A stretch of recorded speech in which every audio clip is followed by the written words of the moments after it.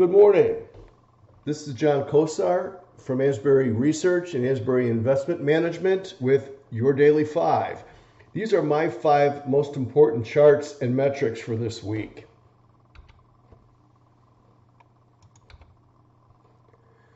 The first one that's particularly important right now, in my view, is market internals. We have put kind of a team of 6 of these internals together. We call them the Asbury 6.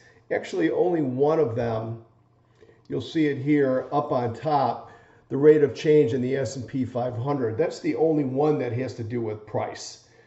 The others are volume, breadth, relationships between different markets. We do this, we've actually tested this, and we use this because as a team of 6, it does a very good job of letting you know what's happening underneath the hood of the market. So you can see that we shifted to a negative. 4 or more of these red or negative indicates a negative bias for the model, for the Asbury 6 model. You could see through yesterday, through the 15th, or actually the day before yesterday, through the 15th, we actually moved back to a well-balanced, let's call it 3 and 3. There are 3 green or positive, which are the rate of change, investor asset flows, and trading volume, and 3 negative, which is relative performance between stocks and bonds, corporate bond spreads, and market breadth. But this metric actually shifted to negative as of September the 8th, from previously being positive on July 2nd. What does this tell us? Well, it tells us because of the balance that you're seeing here, even though it still retains a negative signal from September the 8th, it shows you the balance right here at 3 and 3. That, since nobody can see the future, the next best thing is to be able to know when the market is at an inflection point, kind of a fulcrum, where it has to make a decision to move either up or down. That's exactly where we are at this time. Number 2, remember how we got here? We got here with big cap tech. That's really what took the market to these new all-time highs from the lows that we made back at the end of March. So that's something we're really focusing on there. Let's have a look. This is the NDX. This is the NASDAQ 100. This is big cap tech. And what you see here over to the right is you can see this 11,181 to 11,069. We've been testing it in NDX now for better than a week after making the September 2nd high. That represents the 50-day moving average, which is a widely watched minor trend proxy, as well as the June 13th high here, which I have marked off in green. That is the price level that I am attaching to the balanced signal in our Asbury 6, or in our A6 like we call it. So the A6 tells you the market's at an inflection point. This is telling you where for what has been the most important part of the market for the last several months.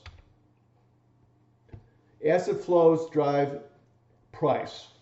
Watch the Qs, watch QQQ.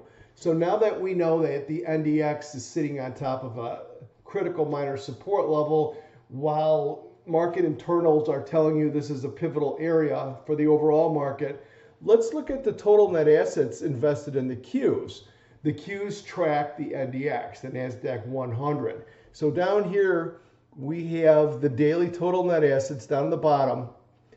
In blue, the daily total net assets invested in the Qs since May, along with their 21-day moving average. Why the 21-day? That is our tactical time period.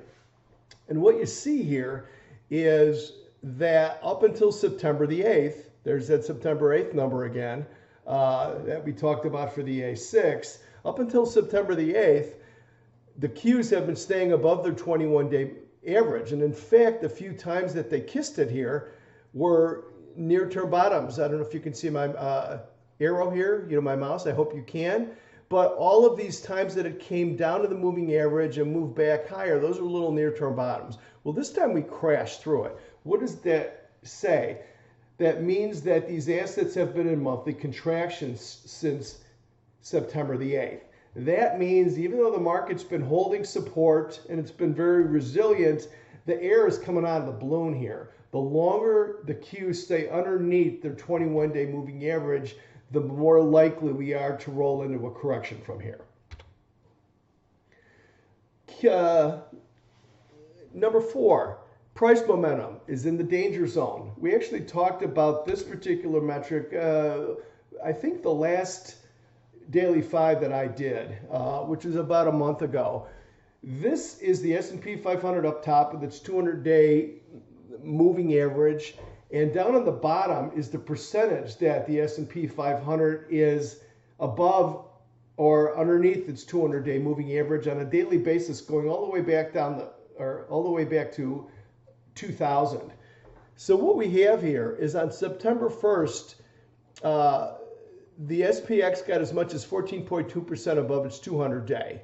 Very historically overextended. This is not a timing tool. This is an environmental tool. This tells you when you do get a signal, when you get a negative signal from the Asbury 6, or when you see total net assets in the Qs starting to deteriorate, this tells you how far you are away from the mean, to give you a sense of how big of a correction you should look for. You know, is this just going to be a little blip on the screen, or is this going to be something bigger? Well, nobody knows for sure, of course, because it hasn't happened yet. But historically, when the market gets overextended like this, when you do get a correction, it tends to be bigger than average, and that's what we're afraid of here. Finally, number 5, broad market seasonality is weakest in September. Here's the S&P 500. Each of these columns represents a month. You could see this September is highlighted in green. This is the weakest month of the year, and it also, going back to 1957, I should say. So this is a lot of data back here. And it's also the percentage of years that there's been a negative close in September, which is what this red line is also the largest. So this is definitely the month we have to be careful of. I don't pay a lot of attention to seasonality when everything else that I see that's happening today is going against it. That is not the case right now. The market looks vulnerable here. We're starting to lose assets. Our Asbury 6 model is turned negative about a week ago. So I don't want to be the voice of doom. You got to watch that support level in the NDX. But there's a lot of information here that suggests to me that investors should start having an exit plan in the market. They should start thinking about where they want to cut risk, where they want to protect their capital. So that's your Daily 5. Thanks for watching. Hey, Grayson Rose here with StockCharts. Thank you so much for watching. I hope you enjoyed that video.